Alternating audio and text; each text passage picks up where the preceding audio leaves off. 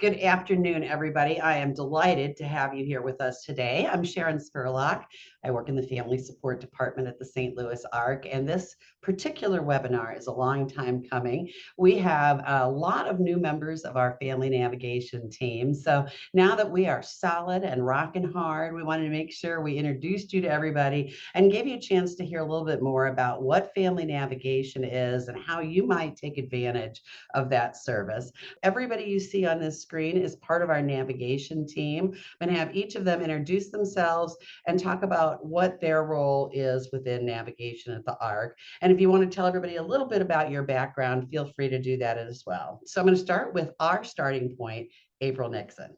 Hi, I'm April. I am the Intake and Eligibility Navigator here at the St. Louis ARC.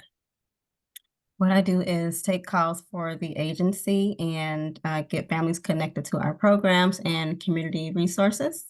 I started off almost 3 years ago as a family resource specialist with the Capable Kids and Families program. Thank you so much, April. And I'm going to mention that April also will help you if you haven't taken care of all the paperwork to get through the door at one of our funding sources. She'll help you with that process as well. So I'm going to just have you guys pass to each other. So April will pass to Kate, and Kate, you can pass from there. I'm Kate Carr. I'm the family navigator for kiddos 0 to 12.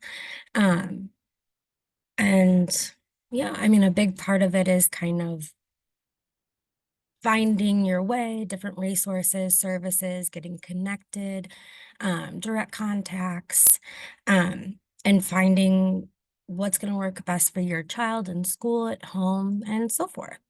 Um, And prior to this, I worked at special school district and I was at Children's Hospital and helped with their like behavioral health unit.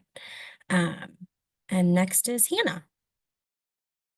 Hi, everyone. I'm Hannah Satterwhite. I am working with teens right now on the navigation team, teens and their families. So we do a lot of navigation through different school changes, and we start to talk about what is coming when someone is turning 18 or about to turn 18, or what to expect as they plan to exit high school and go on to what's next. So it might be considered like a pre-transition age group where we talk about what's coming down the line and start to plan for that. And then I also am involved in quite a bit of legislative advocacy work with our self-advocates group and other things at the ARC related to advocacy. So a little bit of my background is I was a direct support professional before this for quite some time, mostly working in day programs, and I studied social work and got really interested in what was happening in the legislative session. So I did an internship at the ARC and also an internship with the House of Representatives in Jeff City. So kind of combining those passions and loves into one thing right now on our team. So I'll go ahead and pass to Gabby. Hi, everyone. I am Gabby Mansell. I am a navigator for the ages of approximately 20 through 29. I do a lot of supporting and assisting with what that everybody's going to do after graduating from high school, what their next steps look like on if they're going to be going to college, living on their own, joining day programs, any kind of employment services they might be interested in, all that's in between that. My background is quite a bit of working for the state of Missouri for Children's Division, which is the state of Missouri's version of Child Protective Services. And I will toss this one over to Carrie. And I'm Carrie, and I am the family navigator for adults 30 and older. I help families as their loved ones age, and oftentimes they themselves are also aging, so they may need a lot of support as well. I help with one of our support groups, caregivers of older adults. a little bit of my background. I started at the ARC about 11 years ago in residential. I was a DSP and then kind of worked my way up and through management of group homes. And then I spent 1 year as an assistant coordinator in day services, and now I'm here in family supports. And then I'll pass it to Marianne. I'm Marianne Tolliver, and I do a multitude of different things. I am the residential navigator. Residential navigator. So as individuals get a comprehensive waiver and they are looking for a new home, I work with the families, the individual, and the home where people would be moving to help with that whole transitional process. It's a lot of paperwork, but mostly it's developing relationships with the people that I'm working with and ensuring that they're developing relationships with the people that they will be moving in with, which is really important. In addition to that, I work with Carrie, co-facilitating the caregiver group of older adults. I also do a program which is going to start next week called Planning Forward. So to really help families to start planning now, to learn more about what that process is, so individuals aren't waiting until crisis comes. Obviously, we can't always get the funding as quickly as what everyone would like, which is one reason why you want to start early. But we look at all the different domains of life and go through those with the individual with the disability, as well as the family members, to get working on that whole process. Oh, and I've been at the ARC for, it'll be, oh my gosh, I'm almost afraid to say, but it'll be 40 years in June. And I spent the first 35 years of my tenure here at the St. Louis ARC in residential services, starting out as a direct support professional. I was a manager, a coordinator, assistant director, and then the director for approximately 20 years at our location over at Dautel. So residential is in my blood. It never leaves, and it gives me great joy to bring people in. So welcome today, and I hope that you guys find a lot of useful information. I just want to say how amazing it is that I think, listening to you all describe your backgrounds, we have so much knowledge and diversity within this team. And I think that's something families should know, is that just because you've been assigned one navigator doesn't mean all the navigators' strengths aren't being applied as we problem solve and make sure that all the resources are getting to you. I see emails going back and forth every day about who knows the best resources for this or for this. So, having said that, I'm going to go to April and talk a little bit about how families getting connected with a navigator, because our process is a little bit new. April, what are some of the questions you ask and that make you think, okay, this family needs some navigation support? They would really benefit from this service. So first, families can call the front office to get connected to me. I have my email and phone number the families usually get a hold of. And then I take the time to have a conversation with the family to figure out what their needs are and what their goals are. If they are interested in one of our programs and it's not a complicated issue, then I can connect them. If we don't have the program or resources that meet that need, then I can search in the community to find programs to meet the family's needs. If a family needs someone to hold their hand to figure out what resources are available to them, because I get phone calls from families who have gotten a new diagnosis and they don't know where to start. So that's one way or one reason that they would get connected with a navigator, because they can work with them a little bit more long-term than I can to figure out the best way to help them or the best resources to put in place for them.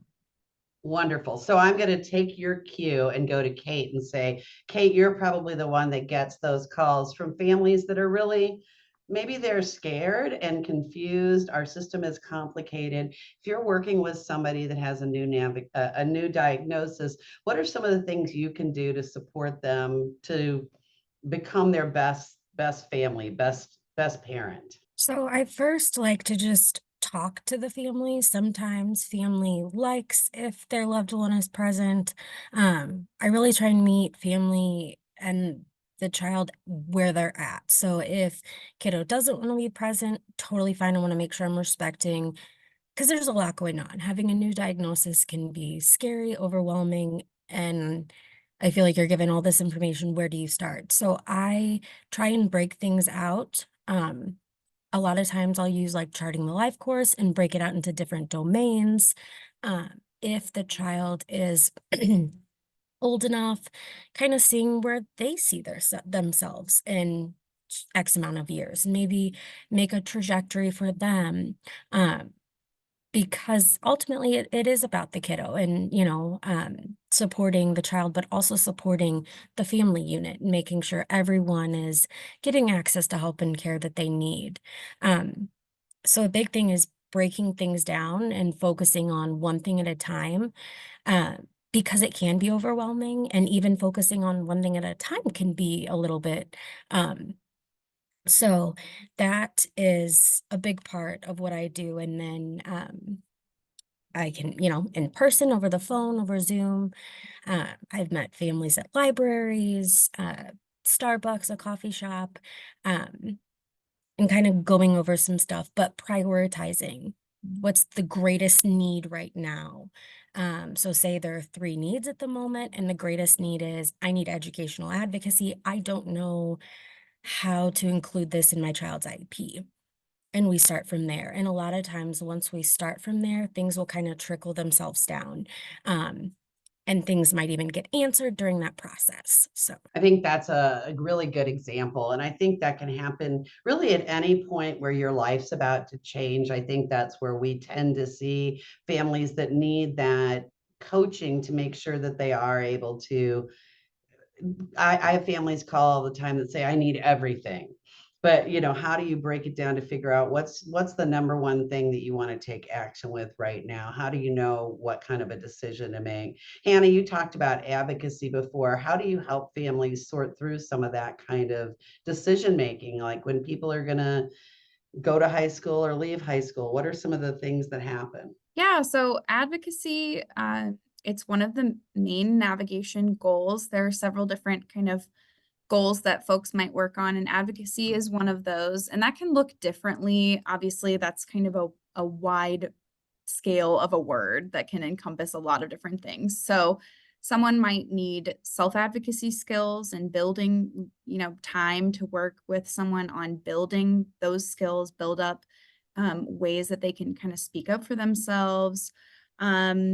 It could be advocacy to navigate what that person might do after high school. Maybe they really want to get involved in the workforce, and it takes a little bit of advocacy to get there, to find the right supports and to find the right services for that person. I think advocacy can also look like, at times, us connecting you with maybe legal support or IEP advocacy, as Kate mentioned. There are a lot of different ways that comes into play. But I do think that as someone approaches 18, there is a whole lot of things that happen. That person might, you know, become their own legal decision maker. They might talk about supported decision making or self-determination skills, ways that they can um, build some independence. And so all of that really sometimes hits families all at once. And so part of our job is to sort of break that down, slow it down, and discuss ways that your family unit can be best supported through those really challenging transitions where a lot is kind of going on at once. So I hear a common theme for you guys all talking about education, helping to break things down so that families really understand what's going on. And I want to highlight that, Hannah, you started talking about the young adults. As people become emerging adults, we want to build their skills to take on those roles. And we can provide navigation to the person with a disability too. It doesn't just have to be the family. So that's cool for me to hear. I was thinking about that leaving high school stage. And Gabby, I always think of my favorite navigation style is really options counseling. How do I know what are my choices when I leave high school? How do I know what's out there? Are there resources that you help families tap into to understand what is happening? What's some of the things we can offer for that post high school choice making? Post high school, there's like a whole world out there, right? And that can be a little scary for everybody to navigate. So I love coming together and getting the viewpoints of what, the individual wants to see for their future and, the upcoming months, upcoming years, and also what their support system looks like and how they feel things would look like in the upcoming months and years as well. There's so many options. I do like to discuss like several, put them on the table, whether it be continuing education or getting employment training or working on life skills to get you to where you need to be to live on your own or in, an area with roommates where you can have kind of your own space and things like that. There's a lot of options in this area in St. Louis and all over the state that I'm becoming more familiar with as well, in case somebody is excited to spread their wings and fly a little bit farther than the St. Louis, metropolitan area. But making sure we all come together as a table and as a unit is very important to get all of everybody's ideas and opinions on the table because you're going to be each other's support system moving forward. And so we want to kind of see where everybody's at and what we're wanting to look for. Yeah, you made me think about one of the pre-submitted questions, which was from a family who's moving to St. Louis this summer, and they wanted to know, kind of what is the landscape here? How do we find that out? And I don't know if anybody has a story they want to tell, but I think we've often worked with people before they've moved to St. Louis. We've gotten them engaged online, and it's made for a smoother transition. Does anybody want to jump in and talk about that? I can talk about that. Yes, I do get calls sometimes with families who do not live in Missouri and they have a loved one with a disability, either a brother, sister, or son or daughter, and they are looking to move to St. Louis. So they are calling around to find out what supports are available. And I can let them know what programs we have and if that fits their need. If not, if we don't have the program, I can search for ones in the community. So they have resources to make an informed decision before they get here. Yeah, and I love that you pointed out, we don't necessarily think the St. Louis ARC services are going to meet all of your needs. We want to make sure you know the breadth of the opportunities out there. So thanks for mentioning that. Carrie, I'm going to circle back to you because in your introduction, you talked about support groups, and I know everybody here has support groups that they're connected to, but what is the value to a family of attending a support group? It's more than just the education. What else do you see happening in that arena? I see that families are starting to build their own little community of support. And I think just knowing that they're not alone. And also it's really cool to see families learn from each other because I think they're the ones that are living through it. I think oftentimes they might have more experience than I do. So it's really cool to see that support coming from families to each other. Anybody else want to brag on their support groups and what they see? I can brag on the St. Louis Self Advocates group. I always love to brag on them. So in addition to family-based and caregiver-based support groups, we also have the St. Louis Self Advocates group, which is a group for adults any age, 18 and up, with disabilities. And that group really builds community with each other. A lot of them have specific interests and specific knowledge on certain topics, whether that be transportation, guardianship and supported decision-making, legislative advocacy. It goes beyond that though, too. I think that they also very much enjoy socializing with one another and creating friendships. And I've learned a lot from them. I know that Kate and Gabby have also been very involved in that group, and others on our team have seen them in action. So we all really enjoy that group. And, you know, they sometimes have opportunities to speak with legislators, go to the Capitol. We had two of our self-advocates met the governor this past legislative session. So they're doing really big things and constantly growing and supporting each other. So Yeah, I think it's important for people to know that, I mean, really, there's science that backs up. If we're going to make decisions and feel really confident about them, we want to know everything that's out there. We've got to have some education, but we also want to talk to people that have had some of the same experiences. What car did you buy and why? You know, what was it like for you to go to this vacation spot? I would think we need to have lived experience to know, ooh, okay, that sounds really good to me. And then you still need to have the resources. You've got to have, you know, the cars on the parking lot or the access to the vacation travel package or whatever it's going to be. So I feel like you guys do a great job of kind of mixing all those pieces together to make sure that people feel really good about what's going on. Marianne, don't think that I'm ignoring you because I'm coming to you next. However, I want to mention before I do that, Hannah, you talked about goals of navigation, and I don't want to leave that behind.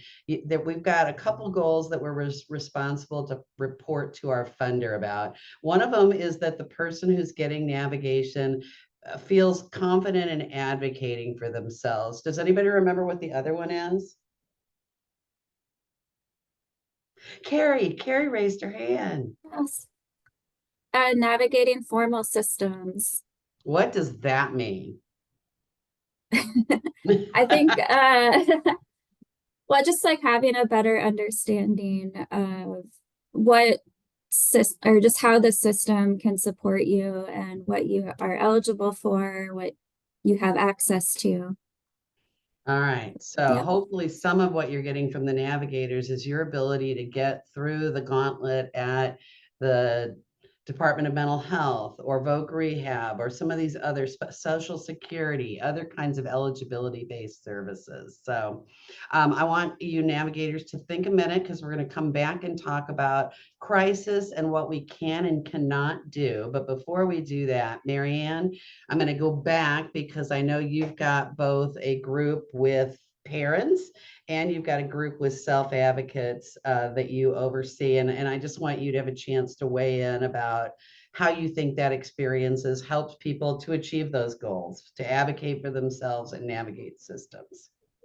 The families for the adult supporting people who are aging, I think they do a really great job of experiences that they've had and resources that they use who they find have been really successful for their family member. When somebody is looking for a resource, they're very quick to bring up, hey, we went to this person, this dentist, and they did a really great job, and they bring that forward.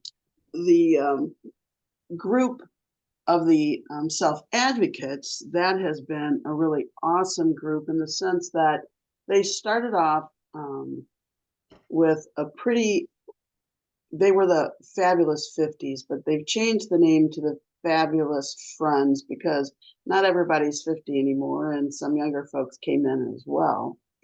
But what I've really seen with them is that they really have grown in the sense of talking to each other and having those social interactions. They're not reliant on me to be there. We start off with a meal together, which is very informal, and then we come together and have more of a therapeutic gathering of talking about something specific, whether it's somebody has had a death in a family or a friend. I'll talk about things that have happened to them, and it's not just those of us are facilitating, but the other self-advocates who are bringing that information to each other so that they can navigate any kind of system that they are in. Like if they're having problems at work, you know, they'll tell them, hey, you need to go talk to your supervisor. And it really gives them that piece of energy that, okay, I can do this. There was another person who was thinking about moving, but decided not to make that move, but came and talked about her anxiety and her fears of making that move. You know, I think there's nothing better than when I see the families come together and really talk about their experience, and asking each other questions and wanting to exchange telephone numbers, et cetera, or email addresses. It just helps, as Carrie said, to continue to develop their support network, which is awesome. Cool. Okay, so I want to talk about, I think my guess is that a lot of times families think, I don't need a navigator. That's for somebody that's really in a crisis. And I want to dispel that today, that we really want to be there for you, even if it's just a couple of visits. Maybe in 2 visits, we'll work through whatever your issue is, but you got that support that you needed in that little piece of time. And having said that, when people are in crisis, we also want to be able to be responsive, but we also aren't funders. So, Kate, I'm going to start with you, because I know that you've had many families that are, come to you that are facing maybe homelessness, or their child's in the hospital and there's no place for them to go afterwards, or many other kinds of crises. What can we do, and what do we need to do to pass to somebody else? Yeah, so that is something I get a lot of crisis. And what I try to do is come up with like a team for family, whether that is school team, medical team, to have everyone on the same page. Um, Maybe weekly meetings where they're all checking in, but helping family, giving teaching advocacy skills and medical advocacy, some flyers or not flyers, but information to give to physicians, um, connecting everyone together. So say someone is needing short-term placement and is about to leave the hospital. Okay, so let's get the hospital staff, everyone involved, which it might be a lot of people, which can be overwhelming. And that's why I try and take as clear of notes as possible. But bringing everyone together and developing a solid plan for, okay, what are we going to do present, and what happened if this happens again? Let's have a plan just in case, or some ideas going forward. So this, if it does happen again, at least we have some steps to take. And I will try and connect families with as many direct contacts as possible. So it's not just the main number. Sometimes it is the main number, or sometimes it is, depending on the situation. And that could also be just getting the case manager, if there's a case manager involved, and letting them know the situation. Because sometimes it takes a team, and if that's what's needed, I'm all for it. That was a great overview. Does anybody want to add to that? I think that you can also seek out a navigator to come up with an emergency prevention plan, to kind of, just to help you like have a plan in place to prevent those crises from happening. So yeah, don't wait till you're in crisis to reach out. Like it's great, obviously reach out if you're in crisis, but it's also really good to come up with a plan and use that navigation as a tool as well. Yeah, this gives me a moment to change hats, and now I'm going to put on my navigator hat. I have the pleasure of being able to just randomly do navigation with people across ages. And something I want families to know is that this isn't a one and done kind of situation. I've worked with somebody to establish a primary health care physician and go to their first doctor's appointment. I've worked with somebody who needed to learn more about their money so that they could manage it better. I've worked with somebody that was in danger of being homeless and got them into temporary shelter. It was all the same person. So we worked with each other multiple times around different kinds of scenarios, and that's what we're here for. I want to clarify, we have a question from the audience about, somebody that's needing social resources for a teenager. Is that something they'd go to a navigator for, or is that something they'd contact you about, April? How does that typically work? We first like to funnel all calls through me first, so I can figure out the best person to connect them with, or the best resource resources to send them. The first thing I would do is find programs that we have at the ARC that's appropriate for their age range, or look into any community resources that are available, look into what kind of supports that family has in place already. Maybe they can reach out to a company or an agency that they are already connected with, and they may not know that they can offer the supports that they're looking for. If they still need more in-depth support, I will send them those resources and connect them to a navigator. So yeah, we differentiate between information and referral and navigation. So if we can just send you a list of resources, that's going to be in April's wheelhouse. If you really need to sit down and understand the differences between each option and need some support to work through that, then it might be more of a navigation kind of a conversation. So that can get tricky. One of the other things we do, and I'm just going to take a minute to point out that we've done Q&As on many, many subjects, including what's available in the summer. So I'd encourage you to also look on our YouTube page. We've got a really good video with Blueprint 4, who has a searchable engine for summer activities. And we also have talked about the St. Louis ARC summer program. So we've offered community resources as well as ARC resources that are out there. And you guys can reference those whenever you want. So they're out there available to you. So I'm going to just kind of veer off for a minute and talk a little bit about the tools you all use, because Kate's mentioned Charting a Life course.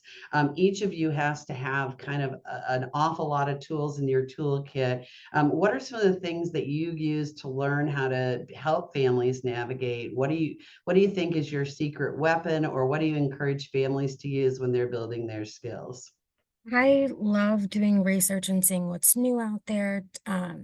I know we were talking just this morning about benefits and making sure we're up to date on Medicaid SSI, because it's confusing and that can change yearly and process, but making sure a big thing I love to do is I will take webinars from Impact and look at IEP process. I try and do that yearly, just so I'm up to date with everything, and also just connecting with community members and seeing what programs are out there. You know, what does eligibility look like? What's criteria for this program?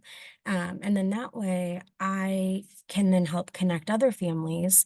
And we always share resources with each other, which is super, super helpful too. And to add on what Kate was saying, there are actually other family navigators at other agencies as well. And so UCP, Easter Seals, and Sunny Hill have navigators that we all meet up with about monthly. We try to connect with them about things that are going on at their agencies, but also elsewhere. We're constantly kind of attending informational sessions or events where we can get out there and get to know folks in our community at other agencies, schools, medical centers, etc. And we use Charting the Life course quite a bit. We're always constantly learning what tools could be used to help families plan for the future. And so, yeah, we're constantly learning and trying to grow with you all. I want to call Marianne out because she didn't say anything. Marianne, you have quite a bit of dementia expertise, and I know that you apply that to both working with families as well as working with our staff. Can you talk about that briefly?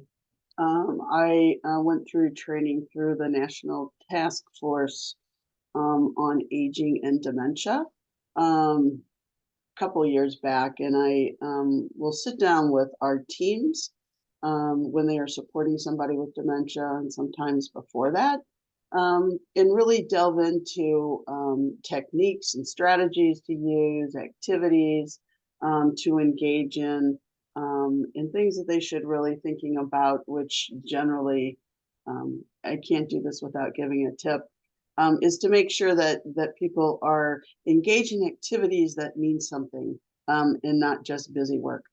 because everybody wants to feel respected in that dignity of life. And that's something that I push really hard, and being with people and not just letting them sit around.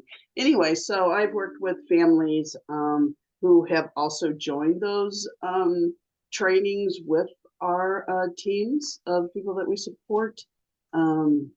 And, we have a lot of resources. We partner a lot with Memory Care Home Solutions, who is on our Holistic Aging Committee, where we look at due process of people with restrictions and yet look at the whole person to ensure that how those restrictions and or medications that people are taking meet what their needs are and the age that they're at. I want to ask a question before before I ask you my final question, which will be about telling success stories, because I think that really helps families to wrap their heads around what navigation can look like for them. A couple of you mentioned the word life domain, and I worry sometimes that that's language that's confusing to people.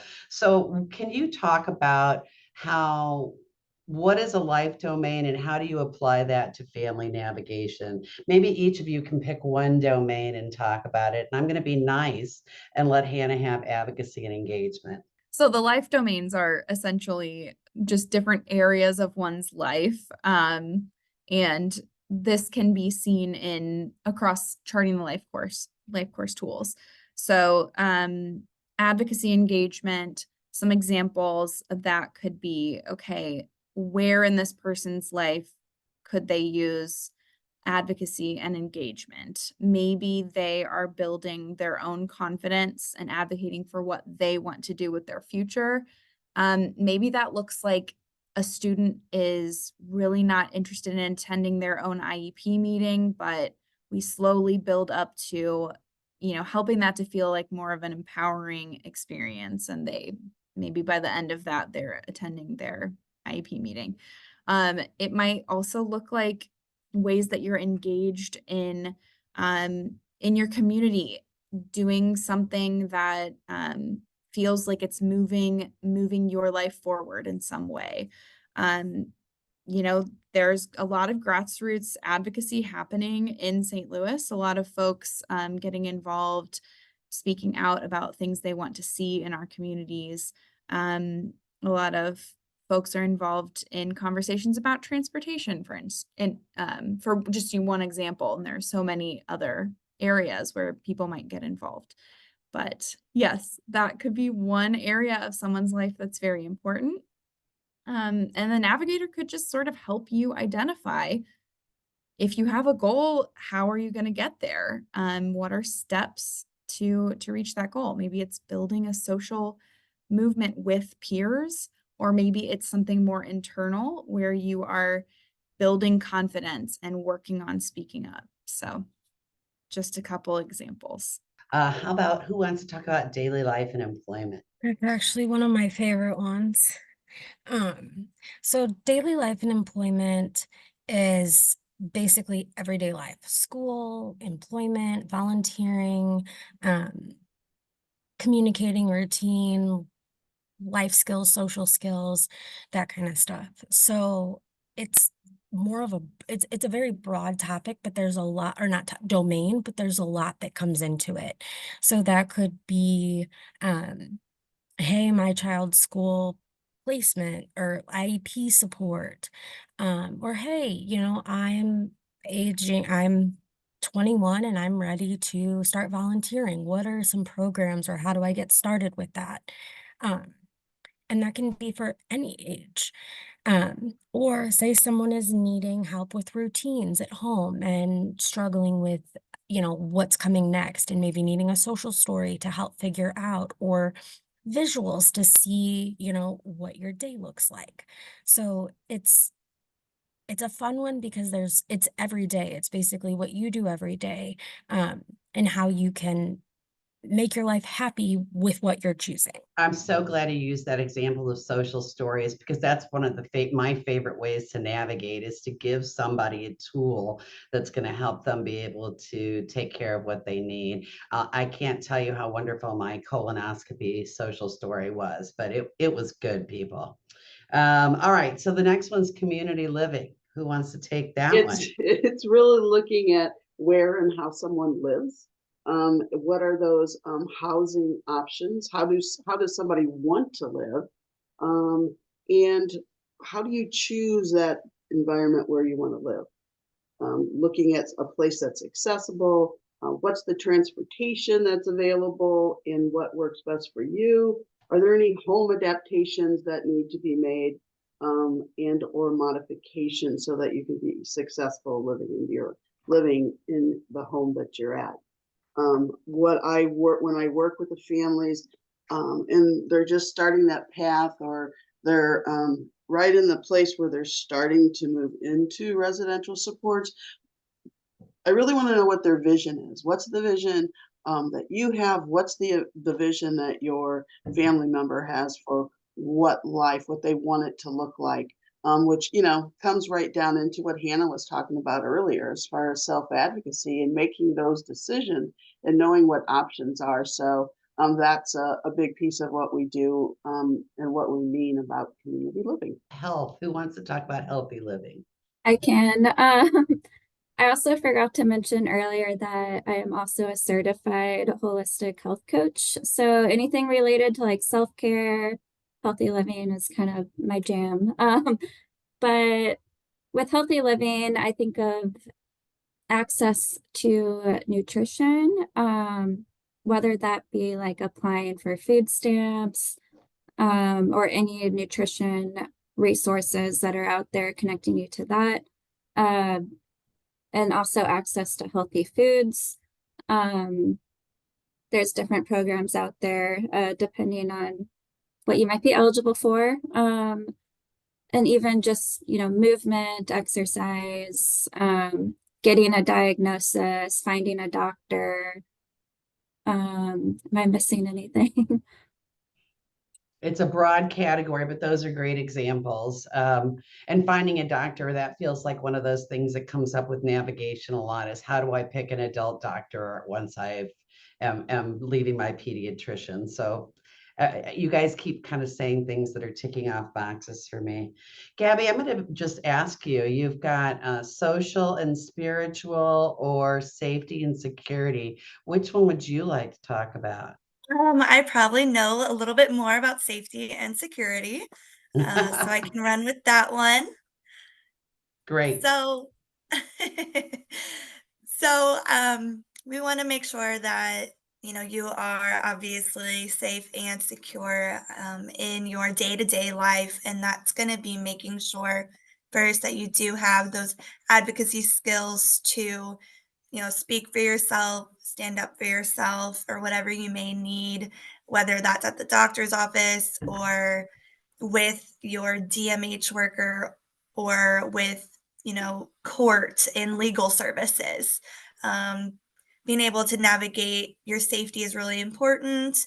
Knowing, the adult abuse and child abuse hotlines, knowing when somebody, including yourself or someone you love, is possibly in danger, and things like that, and making sure you're able to move forward and those correct steps to make sure you're safe, in that day-to-day lifestyle.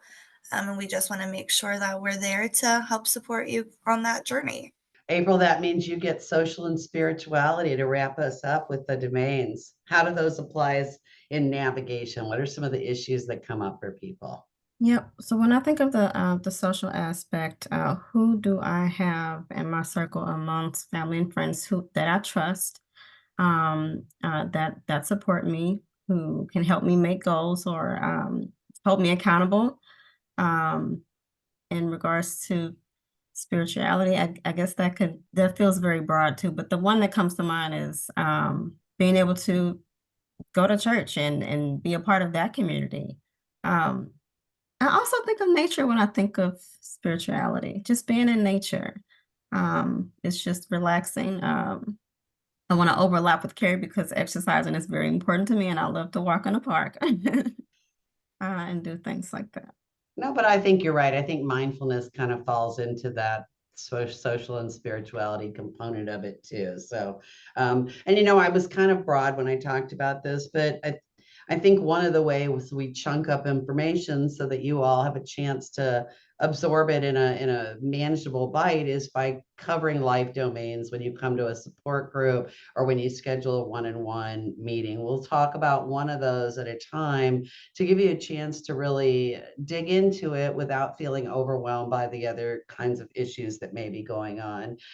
So that's just one strategy each of these amazing navigators uses to help families make decisions and feel good that they can navigate the systems to get to the church that they want to go to, or to find the access to the healthy food, or to feel safe in their home. Whatever it might be, we want to look at the whole person and make sure that we're tackling all of those things.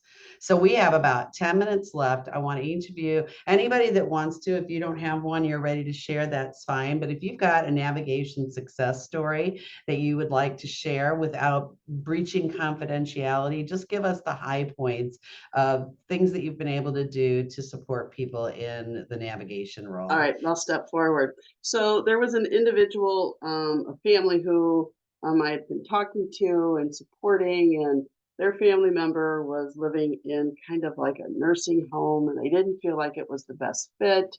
And we had to work quite a bit with this individual to come and visit and to see what a different living environment could be and the opportunities that would be open to her.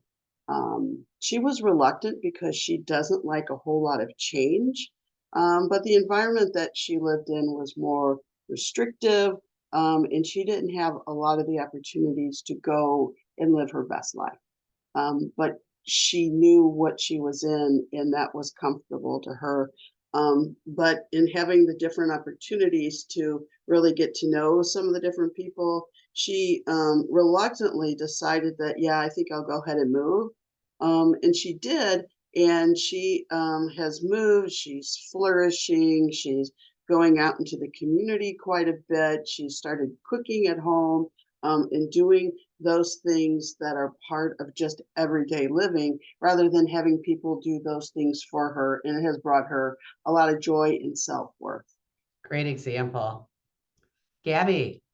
I had the pleasure of working with a family. A mother had reached out to me, and her child was going to be graduating from high school soon at the age of 21, and really just didn't have next steps figured out. It hadn't been much of a conversation, unfortunately, at their VSP they were a part of. And so I was able to connect with everyone, also get vocational rehab involved, and set up a meeting for us all to attend to get kind of on the same page on where we thought the child might be, best set to go forward. And so we were able to give a variety of options for them to test out this summer in regards to shadowing day programs and also sheltered workshops.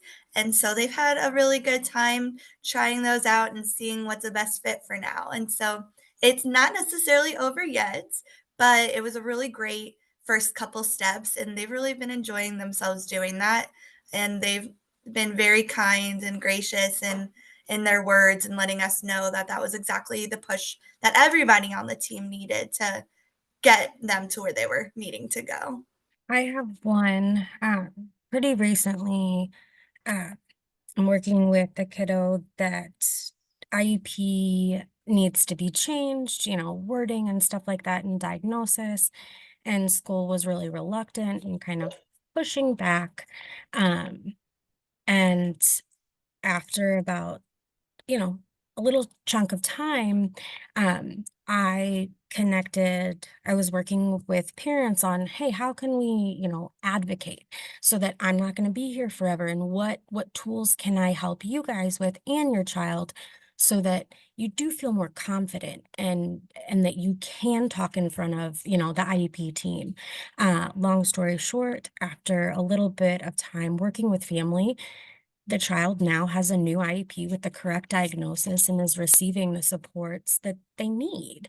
Um, and for this entire school year, and previously they weren't. So it's really cool to see where the child is now to when I was working with them, and just to see the growth in the confidence and the advocacy skills that parents and the student have, and just seeing how confident the student is now speaking up in IEPs and talking about future planning. And it was really good.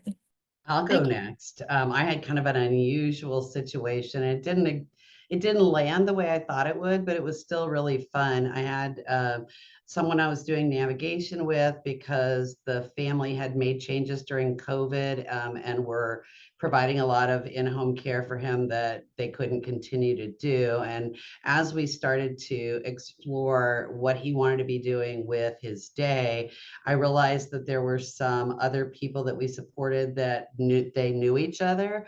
And so I organized a group of them to come together, and the 3 adults with disabilities and the 3 parent groups had conversations about how, since they weren't connected to Medicaid waiver, how they could combine their personal dollars and their respite dollars to create a group of 3 to go out and do some social activities together that would give them more flexibility about hiring somebody that they could pay more money.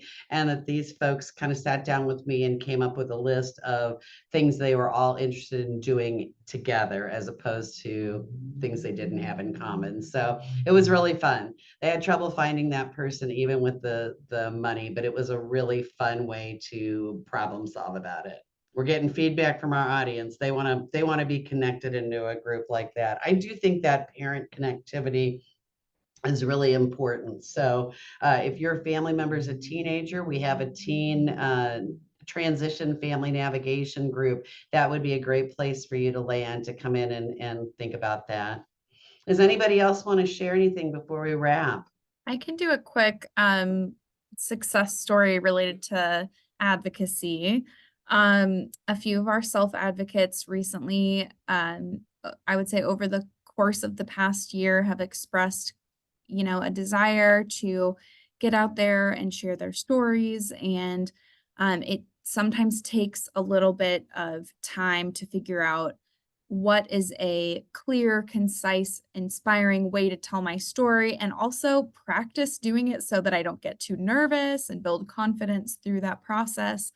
And we were able to, several of our staff and practicum students were able to bring a group of folks to Disability Rights Legislative Day, where we had some self-advocates who met with their legislators, some for the first time.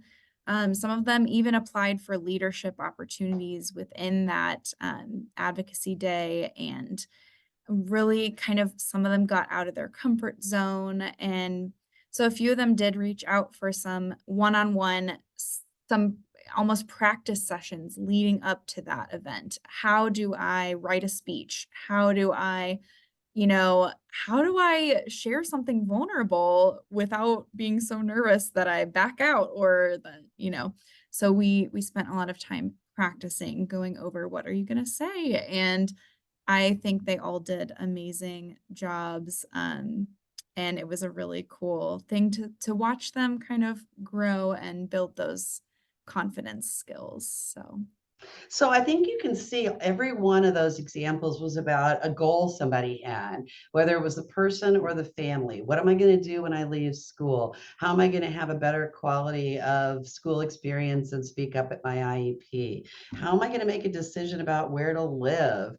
How can I expand myself as an advocate who can speak up for themselves? Whatever those things are, those are the types of things that a navigator can really help in kind of a coaching. I do think it's similar to a life coach. Although we don't always have the same lived experience, everybody does. We do have access to a lot of resources, and I think the team is really dedicated to putting the person and their family first in that process. So we are out of time. I did not think we would take the full hour today, but I just couldn't have enjoyed more talking to all of you about family navigation. It's a service I'm really, really happy we're able to offer to people.